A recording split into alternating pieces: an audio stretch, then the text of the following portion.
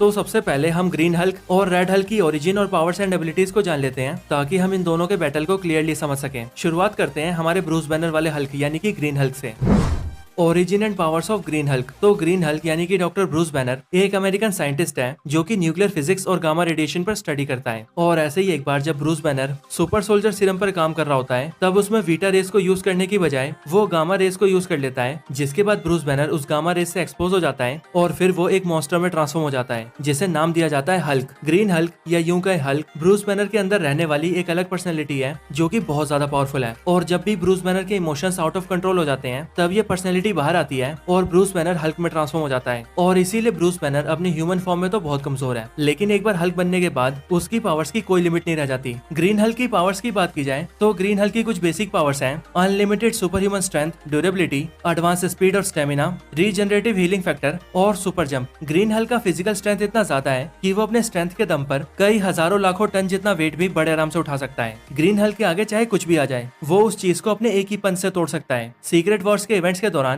जब एक बड़ा सा माउंटेन सभी सुपर हीरोज के ऊपर गिरने वाला होता है तब ग्रीन हल्क उस पूरे माउंटेन को अपने हाथों से ही लिफ्ट कर लेता है। और उस माउंटेन के वेट की बात करें तो उस माउंटेन का वेट लगभग 150 बिलियन टन होता है। ग्रीन हल्क की ड्यूरेबिलिटी भी इतनी ज्यादा है कि वो किसी भी तरह के फोर्स और इम्पैक्ट को बड़े आराम से झेल सकता है। उस पर बुलेट्स, बॉम्ब्स या फिर मिसाइल्स का भी कोई असर नहीं होता। इसके अलावा ग्रीन हल्क को ना तो रेडिएशन से कुछ होता है और ना ही ग्रीन हल्क को इंटॉक्सिकेट किया जा सकता है। यहाँ तक कि पूरे यूनिवर्स के अंदर बहुत ही कम ऐसी चीजें हैं जिनसे ग्रीन हल्क को डैमेज किया जा सकता है। और ग्रीन हल्क के इतना ज्यादा ड्यूरेबल होने की वजह से ही आज तक बहुत ही कम ऐसे कैरेक्टर्स हैं जो कि इसे नुकसान पहुंचा पाए हैं। ग्रीन हल्क के पास कमाल का हीलिंग फैक्टर भी है, इसीलिए अगर कभी ग्रीन हल्क इंजर्ड हो जाए या फिर उसकी बॉडी का कोई पार्ट उसकी बॉडी से काट भी दिया जाए तो भी वो उसे फिर से रीजनरेट कर सकता है। वैसे ग्रीन हल्क का हीलिंग फैक्टर वुल्वरीन और डेडपूल जितना सुपीरियर तो नहीं है, पर फिर भी इसका हीलिंग फैक्टर काफी तेज है। इसके साथ ही ग्रीन हल्क का स्टेमिना भी बहुत ज्यादा है और अगर वो चाहे तो बिना खाए, बिना सोए, बिना रुके या फिर बिना थके कई सालों तक भी फाइट कर सकता है। ग्रीन हल्क के पैरों के मसल्स भी बहुत दमदार हैं और इनकी मदद से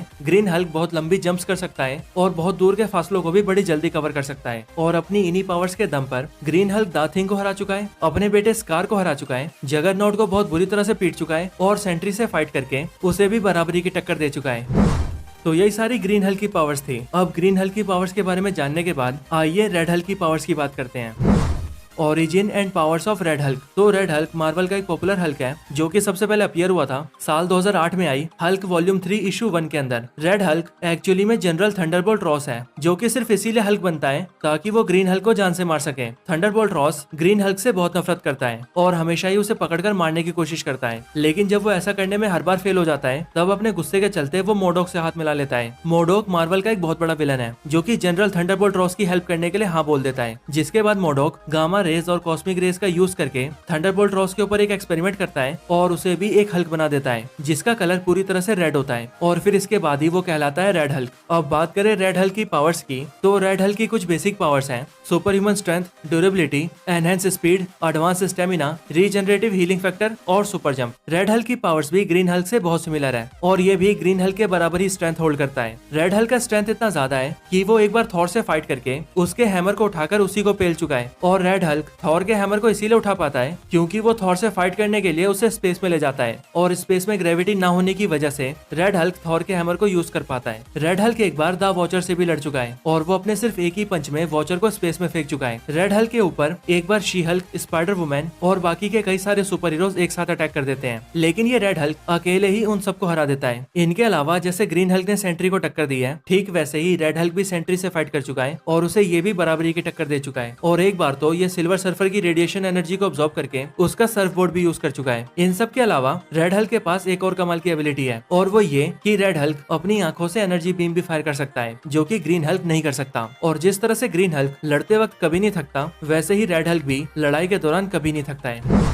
तो ग्रीन हल्क और रेड हल्क दोनों ही बहुत ज्यादा पावरफुल हैं और इन दोनों की फिजिकल स्ट्रेंथ लगभग एक दूसरे के बराबर ही है, लेकिन रेड हल्क के पास ग्रीन हल्क के कंपैरिजन में ज्यादा एबिलिटीज हैं। जैसे वो अपनी आंखों से एनर्जी बीम भी फायर कर सकता है और गामा रेडिएशन को ऑब्जॉर्ब भी कर सकता है। पर इन सारी एबिलिटीज के साथ भी रेड हल्क ग्रीन हल्क को नहीं हरा सकता। और ऐसा इसीलिए क्योंकि जैसे जैसे रेड हल्क का गुस्सा बढ़ता है वैसे वैसे उसकी बॉडी गर्म होती चली जाती है और उसका ब्लड भी उबलने लगता है। और ऐसा होने की वजह से रेड हल्क खुद की बॉडी को जला लेता है, जिसके बाद वो काफी कमजोर पड़ जाता है। लेकिन वहीं अगर हम ग्रीन हल्क की बात करें तो जैसे जैसे ग्रीन हल्क का गुस्सा बढ़ता है वैसे वैसे उसकी पावर्स भी बढ़ती जाती है और वो ज्यादा स्ट्रॉन्ग बनता जाता है। और इसीलिए अगर ग्रीन हल्क और रेड हल्क एक दूसरे से बैटल करते हैं तो उसमें भले ही रेड हल्क शुरुआत में ग्रीन हल्क पर भारी पड़े, लेकिन जैसे जैसे फाइट में ग्रीन हल्क का गुस्सा बढ़ेगा वैसे वैसे वो रेड हल्क को उसकी औकात दिखाता जाएगा और आखिर में ग्रीन हल्क रेड हल्क से जीत जाएगा। वैसे यहाँ पर अगर हम कॉमिक्स पर नजर डालें तो मार्वल कॉमिक्स के अंदर भी जब ग्रीन हल्क और रेड हल्क की फाइट हुई है तब उसका रिजल्ट भी कुछ ऐसा ही निकला है। यानी कि पहले तो ग्रीन हल्क रेड हल्क से पिटाए